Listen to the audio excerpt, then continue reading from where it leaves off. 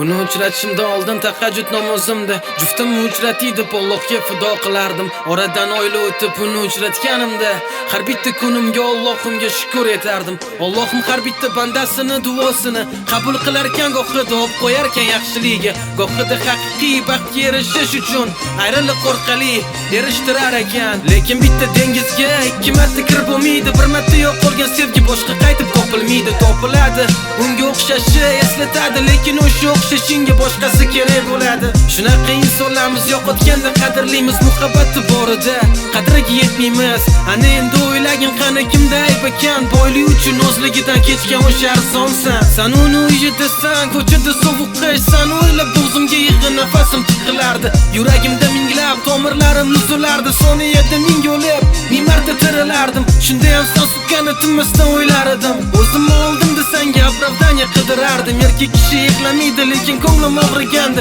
shunchaki bir savol, nega ketding meni o'ldirib?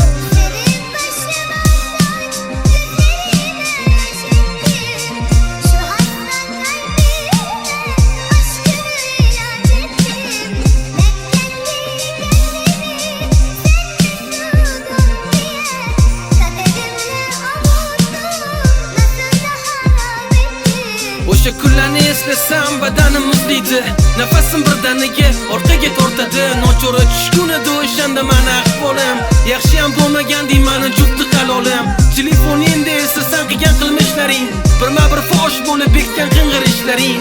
Yonadi qalbimda san bilan qilgan orzular, san kabi endi menga begona ular.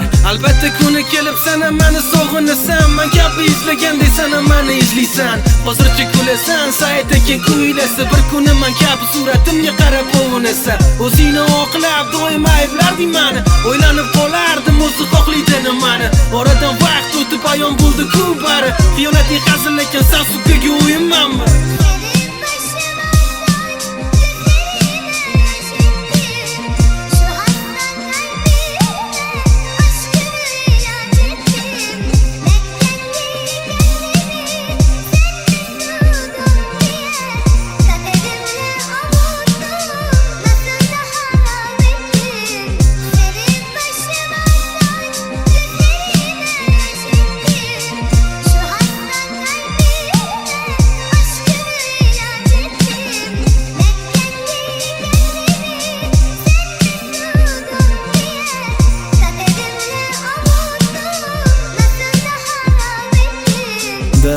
Oldingi jisayt qaytdi, lekin uni ko'nglini kim qaytarib berar ekan?